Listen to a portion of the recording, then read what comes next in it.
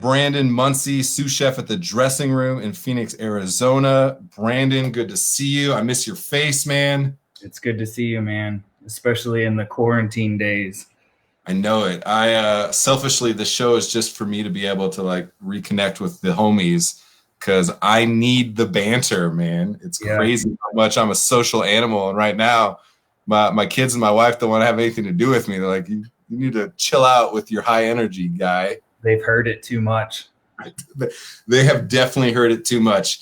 Real quick for everybody, get onto the Best Served Podcast Facebook page on there. We got the COVID-19 restaurant information thread. Comment with following so you can get updates on national information, especially with what's happening with PPP, the Payroll Protection Plan. That's going to have a big impact on businesses as well as employees. So we're going to be dissecting that. You'll see some guests talking specifically about that. So get on there and get connected. All right, Brandon. Yes, sir. Take us back to, it's 2 weeks ago now when it really started to get heavy and restaurants were starting to realize that they were going to have to shut down, lay people off, go to curbside, all of these different things. What I'm interested in actually, as we were talking before, is we all did it 2 weeks ago, but it actually feels like from what you were saying, Arizona maybe did not get on that 2 weeks ago. So talk about that dynamic a little bit from your perspective. Yeah, so I feel like we've, because we've seen national news as far as New York and Chicago and Ohio, everyone's kind of shutting down bars and restaurants. And you heard about it being in Phoenix and Arizona.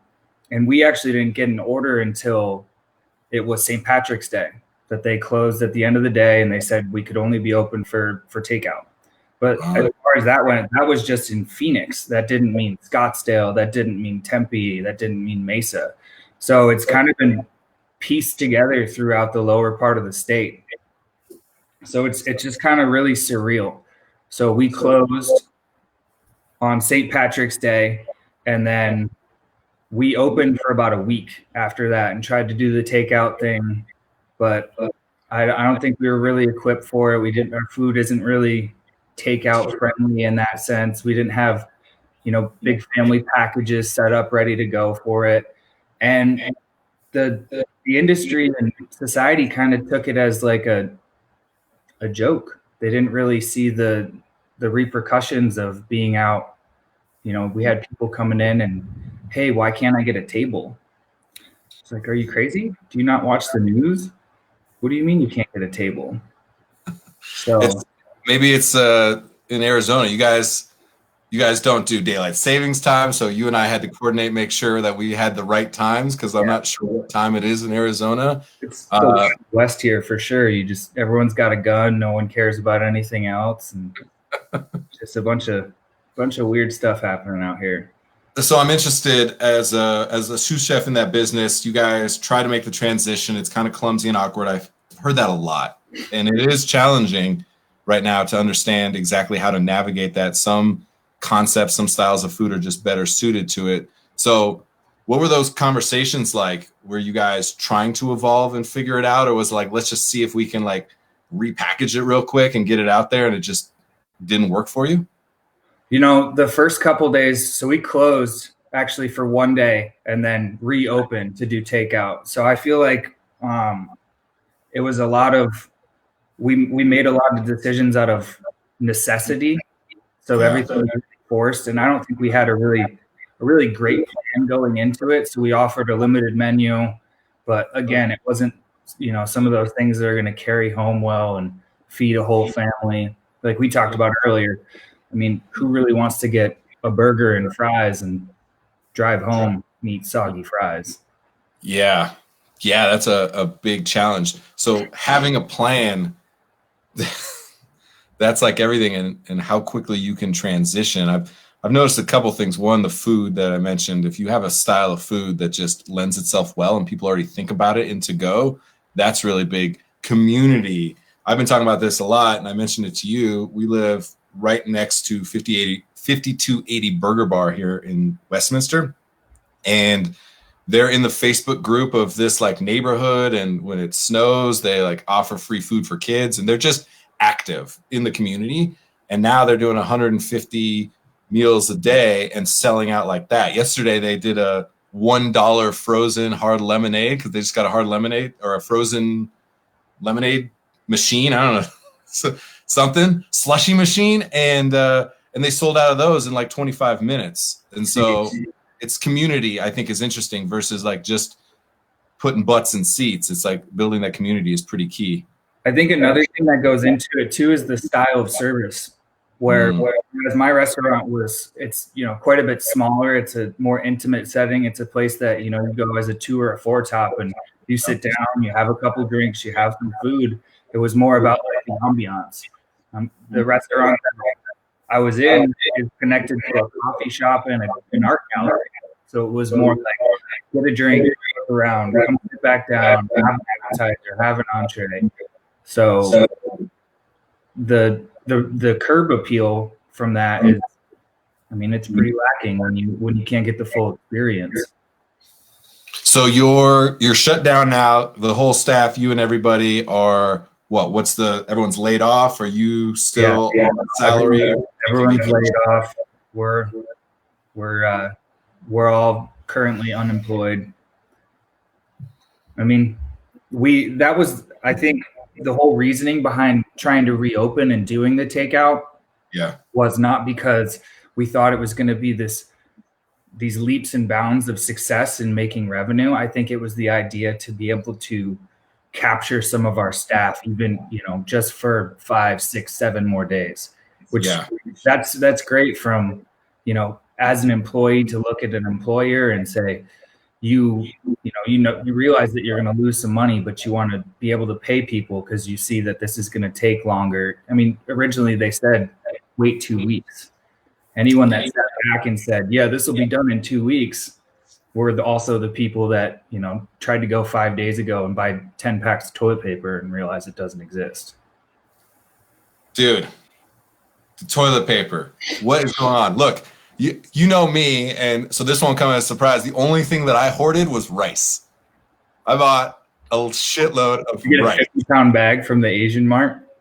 I wanted to switch it up, so I got 5-pound bags of multiple types of rice. I got my jasmine, I got my short grain, I got my straight sushi rice. So you know me, I got it all figured out. But when the shit hits the fan, you're going to need to eat rice. I want to see you eating your toilet paper because you know what? There's organic toilet paper right outside. They're called leaves. If you really, really had to. If people really wanted to be obsessive and worry about that, and you were worried about being stuck in your house for, the 2 years that it would equate to have 600 rolls of toilet paper, buy a bidet. That's right. Yeah, I haven't seen like make your own bidet at home type DIY type hacks, and people are creative. I even heard somebody talking about how they're going to do art out of toilet paper and like print Donald Trump's face on it and stuff. Quite a bit of art on toilet paper, which I think is like, it runs that thing too of like, it's like when people take money and they turn that into art. I just feel like it's a double-edged sword. It's, something that people need, but we're going to turn it into this piece of art, put it on a pedestal. Yeah. It's funny. You even see like these calculators where you're like, how long will you last with the amount of toilet paper you have? Or when people did the math, if you bought three of the cases, whatever the fuck that is, a case of toilet paper, and you bought 3 of them at Costco, you'd have to take a shit 100 times a day for the next 3 years to go through that toilet paper. It's just crazy. Unless they start getting it, yeah, they're ready. Like, look, I think you need to be diligent. And so I only am going out 1 day out of the week. I'm super smart, like using all of my ServSafe sanitation smarts and being just very aware of what I'm touching, how I'm touching it, face masks, not touching my face, changing gloves, all the kind of stuff that we kind of just know in restaurants. I'm coming back to the house, leaving stuff outside, wiping them down, even soaking produce in just some water and baking soda, simple things. And it's kind of like, I go both ways. Is it overkill? It probably is. However, what the fuck else am I going to do with my time right now?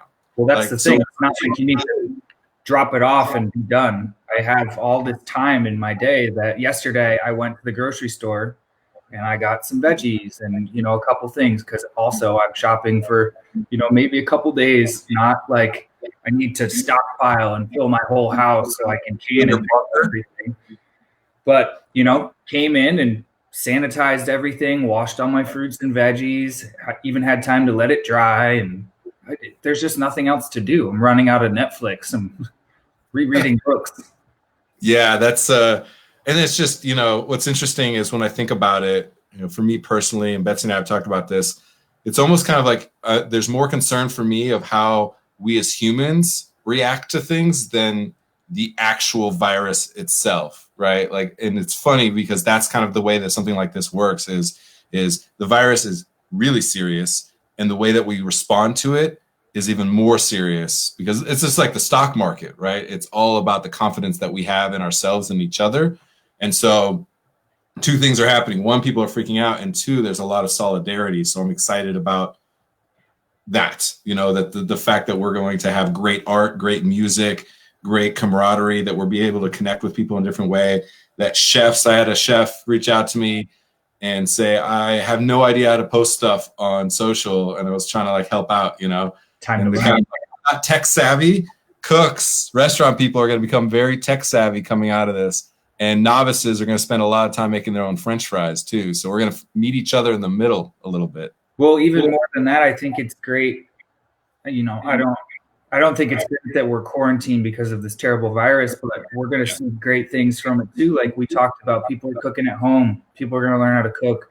You're actually going to sit down with your family and have a meal. Like at some point, you're going to finish Instagram and Facebook and Netflix. You're going to have a conversation with your family. Yeah. Books are going to get opened again, and dust is going to get blown off of them. Like I gardened. I planted a bunch of vegetables. And yes, tell me about the garden. What is in Brandon Muncy's garden?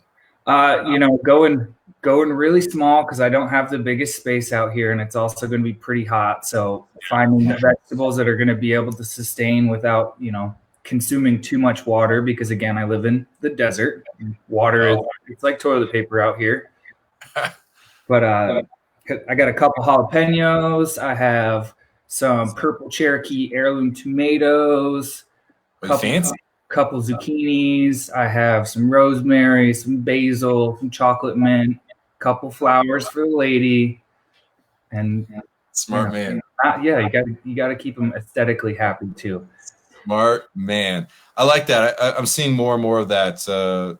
Just connecting. My mom especially has been always telling me, grow food, grow food, grow food. Every time she comes here, she tries to give us a little herb bed and stuff, and we kill it in like 2 weeks. So we're the worst. However, I'm hoping more people take the time to grow food and connect with food because it's meaningful.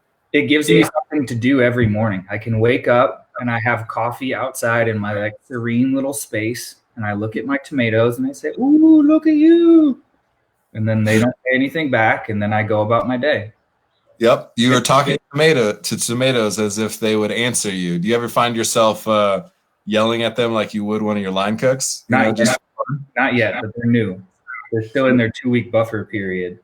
Yeah. Oh man, I hear that for sure. So, anything that you're cooking right now? Cooking has been therapy for me. Anything that you're cooking, anything you're taking out of the garden, where you're just like, this is just soothing my soul. Well, actually, it's funny that. So yesterday I've been really getting back into pickling and canning vegetables. I'm, doing some more fermenting. I made a batch of sauerkraut last week that's about 8 days in at this point, and I opened it this morning. And my girlfriend was like, what is that stench? She came downstairs and it's permeating the whole house, which I love. It smells like Dexter's Laboratory in here. I made kimchi yesterday.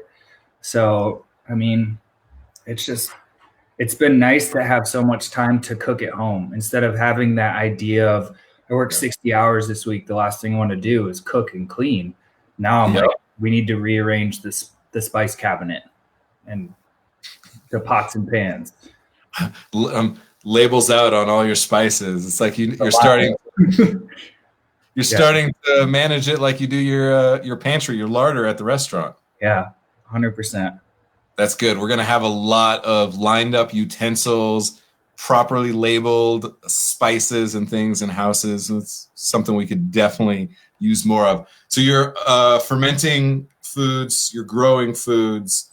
And tell us a couple of the other things that are keeping you sane right now, as like everybody needs those things to keep them sane. People keep hitting me up being like, what the fuck do I do? I was like, I don't know, whatever makes you happy. And they're like, cooking and getting my head kicked in is what makes me happy. I was like, well, shit, you need a little downtime then for sure. This might be good for you. Well, and that, like I would say to that, then if you're going to make dinner, then push yourself to do it in a time period where a ticket came in and now I need to get it out. If that's how you get your rocks off, then do it that way. But I think it's time to grow as people and find hobbies. Yeah. I'm riding my bike again, going out on a small cruise because, we are stay at home, but we are encouraged to go out and get sunshine and be healthy. Just keep that social distancing. So nice long bike rides by myself. Of course, I've fallen into the streaming on Netflix and Hulu and all of that. But how long can you sit on the couch before you just turn into the couch? Yeah. I'm starting to read again. Yeah. Sometimes you got to turn your brain on, and sometimes you got to stimulate your brain and your body for sure. That's been a big thing for me, is trying to like have that routine enough where I feel like I am managing my energy, because that's been the strangest thing is I'm staying up way later or feeling more rushed right now, even though I have way less to do, which is bizarre. And so managing your energy is pretty key. So I like that you have the garden and the bicycle. You have a bicycle? Like, did you even know that? You kind of went out to the garage and go, oh yeah, I forgot I had this bicycle I dragged with me everywhere, but I had no idea that it still had tires on it. It was still there. Yeah. So it just needed a little air in the tires and we were all right. We were ready. I like it. All right. Books. I know you like reading.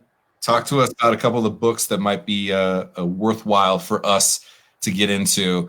And I'm going to look, because I don't like reading. I like talking and listening. And so I've been like Kitchen Confidential, Setting the Table on Audible. So I've been cooking, 5-gallon batches of bone broth and then just listening to Anthony Bourdain in my head. It's amazing. Yeah. Amazing.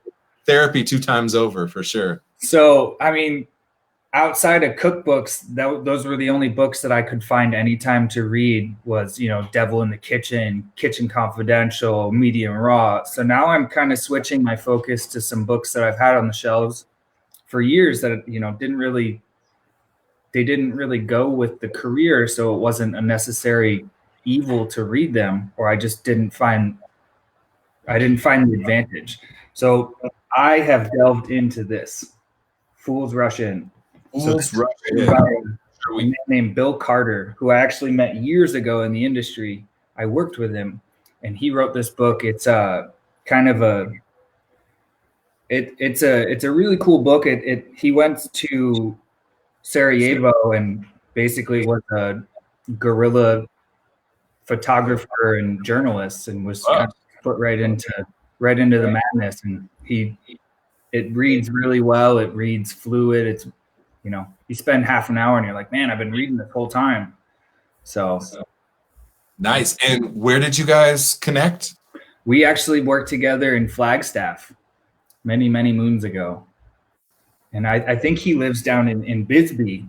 I'm not sure anymore, but if for some reason this gets out to him, hi, Bill. Yes. Well, let's find him. I'll make sure we link that up and track that guy down, because that's just like the little micro connections that I love. In the hospitality industry, we get so chummed up in the minutia of what we do and how we do it. And that was the thesis for starting Best Served, was to really value and focus on why and who before what and how. And so, why we do what we do, who it is we serve, and who's been there along that journey. And so this is such a powerful who, where like now you have this moment where you can get outside of your bubble and take some time to like broaden your horizons a little bit, which we probably all need. And then you're actually reconnecting with a relationship that you had in the past in a completely different form. I love it. I think that is like what it really means to like be human right now, especially because we're like rediscovering a lot of things. And I hope people are taking that as a good thing, even though the circumstances around it are shit. Yeah, absolutely. I think that's why it makes it so hard to, start this journey of of staying at home and being quarantined, because we make so many connections with people. And in the industry, you see how many people a day between breakfast, lunch, and dinner shift, overnight shift, this department, that department. You have so many people that you socialize with. You spend, a 2-foot space with on the line. And now it's me, my cat, and my girlfriend, which I love, but yeah, which I love, and I also need the balance. That's interesting. How many employees do you have on your guys' total team at the dressing room? Between front and back, it was probably just under 20. So it was a smaller restaurant. But I mean, this is, you got to, just because you leave a restaurant doesn't mean you leave your comrades behind. So if you left a restaurant a year, 6 months, a week, you talk to those people. So, I mean, now my phone's been inundated with a lot of people like, how are you? How are you getting through this? From Denver, Maine to Phoenix, from Utah.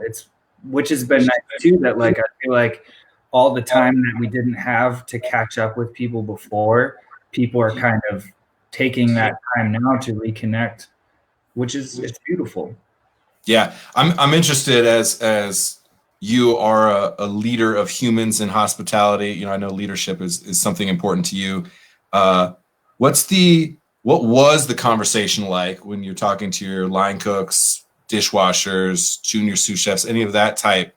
And I'm interested in that first. And then I want to think about what's the conversation you have on the first day back. So start with like, what's the conversation that you have with somebody when you're like, this is happening, it's real, and this is going to suck, but here's what's going to happen.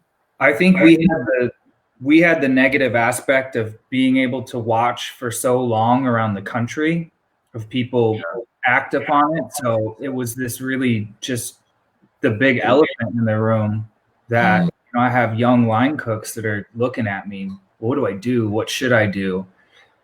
And I mean, how do you really answer that as a person, as a leader? All I can say is how I feel about it. So you try to be as calm and collected as you can, but you need to tell these younger people that you need to have a plan. I know that you might not have all this money saved up, but you need to do what you can to take care of yourself if this does happen. Yep. So I don't know if that means you need to go buy a bunch of groceries, or your mom lives 10 minutes away. You need to pack your stuff and go to your mom's house. But you need to look inside and do what's going to be best for you. Because I told them, I was like, this says 2 weeks, but I would not plan on 2 weeks. I would plan more for 3 months. And if it's done in 4 weeks, then hey, that's great. But that's smart for sure. It's a tough thing with with anyone. How when a human looks at you and says, what do I do? Oh man. And not like, how do I saute that piece of fish? Right. Something that you can't give like a finite definition to. Yeah. And something that it's hard because you're like, I'm not an expert on that even for myself. I don't do the right things for myself half the time. So then to turn around and tell you, who I don't know, like I know myself, it's super challenging. And to your point, you just have to say how you feel about it, and then tell them to do what's right for them. So that's super key. Here's something that just occurred to me to share with your crew is, and I want to get this episode to your line cooks because I think the way that you're thinking about them is meaningful, and I think it'd have a positive impact.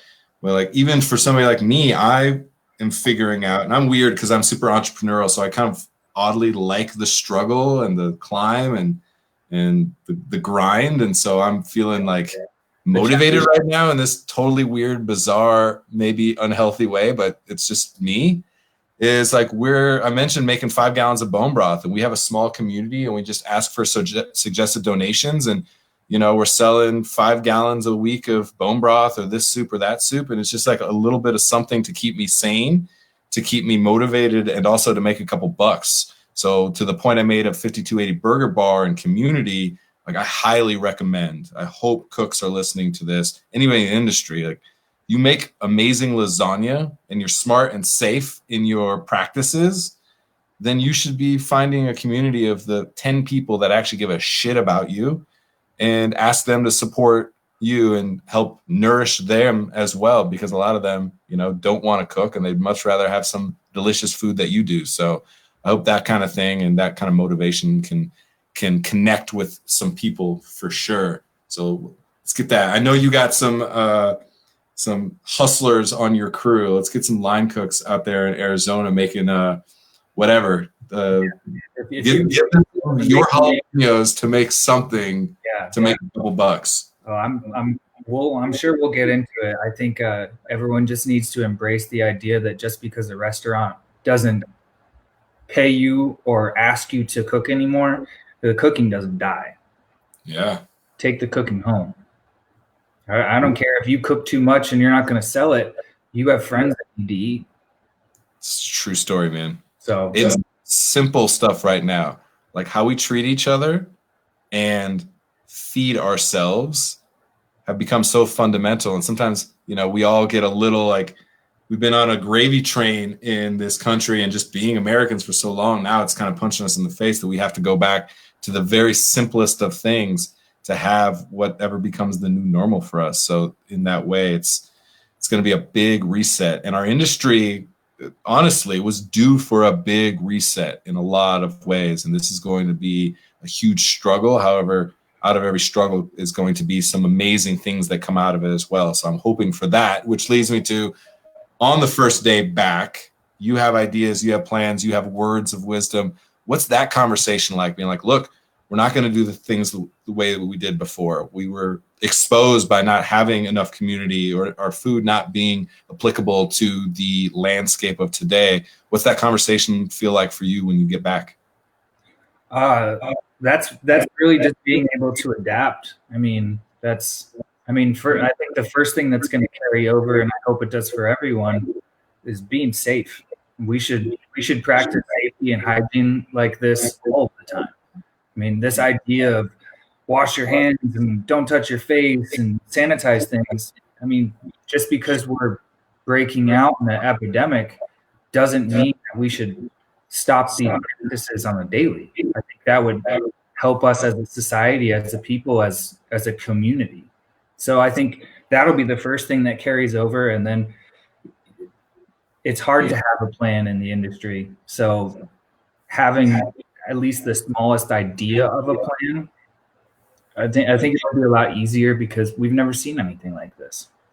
Never. Even in the 2008 when everything crashed, the only thing that you could still do was get a job as a bartender, a cook, a dishwasher. So I'm listening to accountants tell me like, well, at least I could get a job then, and I can't do anything now. Yep. Well, how do you think I feel? This is the only thing I do. Yeah, for sure. Well, it's interesting because bars in 2008 revenues actually spiked a little bit because we drink in the good times and we drink even more in the bad times. Right. It was a simplification, right? It went from white tablecloths and flowers on the table and crystal, glass stemware went away. We're going to see another simplification of kind of what we do and reimagining hospitality, because a lot of times we expect that the way that we can create hospitality is by bringing people into our system, into our dining rooms, and then, controlling. Sometimes, a lot of times we're trying to control that experience for them to allow what we believe is the best experience. When it's purely just your food, you're going to have to figure out ways that if you're delivering food, if it's pickup and things like that, that are only going to continue to grow. We already saw that before this. You're going to have to get creative with the ways that you actually deliver on your promise of hospitality. And that part, I'm actually excited about seeing the way that we get creative with what hospitality truly means, because it's just the way you make people feel, right? I think it's going to come back in a simpler sense. I think at least for the first couple months, we're going to ease back into just less good and just more food and interaction. And then we can build on top of it. We're not going to hit the gate running with, stemware and crystals. It's going to be about come in, have some food, conversation, level of service, and then go home. Because we got to start somewhere. We got to start somewhere. And to your point, sanitation, people are still going to be concerned about what's happening everywhere they go, even though they're allowed to go back out. They're still going to have concerns and trepidations for sure. And so that building that confidence in your internal team and then your guests as well is going to be key to that. Man, Brandon, really, really great to see you. Oh, turn around the hat. Meg commented she caught the hat. Yes. Shout out the lobby in Denver, Colorado. Meg and Christian Battizi. Yeah. Talking to them a lot, and with everything going on. And that's actually where you and I met. When was that? 2013? 2013. Sous chef came in. We revamped that whole thing. You were the chef there for years. And it's relationships.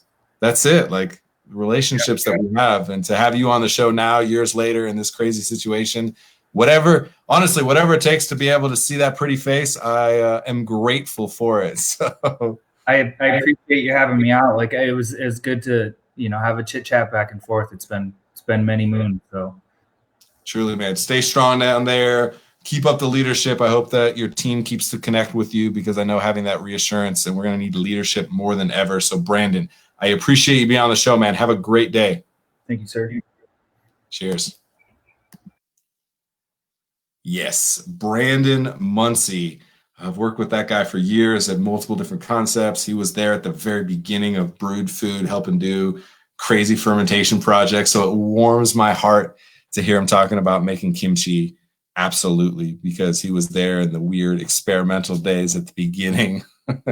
And so great to see somebody like Brandon and just checking in with what's happening around the country. It's just interesting to see who, where, why, what, and how things are happening. And to his point, Arizona was slower, and I don't know that that's a rip on them, but slower. They went at their pace to kind of onboard some of what's happening now. What impact that's having on the hospitality industry is very fascinating to me. And so we'll continue to check in across the country to see what's happening all around, to see if we can't understand the landscape when it comes to a national impact on the hospitality industry, as well as just in each local market. So great episode here. We're going to be doing a lot of 2-a-day episodes, especially next week. I'll just say now, Monday, Tuesday, Wednesday, probably Thursday, maybe even Friday, we'll have 2 episodes, 10 to 10:30 a.m. like this episode, Mountain Daylight Time. And then we'll have second episodes at 11 to 11:30 Mountain Daylight Time. And a lot of those second episodes will be experts on the PPP, SBA, the CARE Act itself, unemployment, trying to give people as much information as we're trying to navigate the madness that is what's happening. And as a support is coming, to understand what that support is and how you can get access to it, and truly understanding to make sure you don't put yourself in a bad position. Tune back in here in about 25 minutes. Again, 11 a.m. Mountain Daylight Time. We're going to be talking to Mariko Gifford from A Ringer for Life, who is a health and wellness guru, as well as my amazing mother. I'm excited to talk to her. She has been my personal guru for my entire life, and really in the last months, year, that I've actually taken my health and wellness seriously and stopped trying to destroy my body like so many of us do in the hospitality industry. So we're going to talk with her, and then tune in tomorrow, 2 episodes as well. Simone FM Spinner of Wine Rocks and Chasing Grapes will be at the 10 a.m. slot, and then 11 a.m. slot we will have on Danny Oliver from Island to Island Brewery, just outside of Dallas, Fort Worth. And she is also with Beers Giving, and they're doing a telethon, which I'm excited about. We're going to do a little segment for their telethon on Saturday, April 4th. So tune in tomorrow for those. Thanks as always. I appreciate you. Be safe out there. Eat some good food. I know I am. Cheers.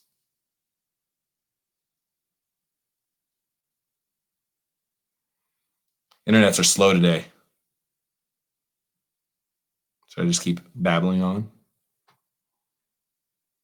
And send me some hats. Oh, I forgot I got to try on a hat. But yeah, new episode in a little bit. This is funny. Usually you get cut off. Now it won't turn me off.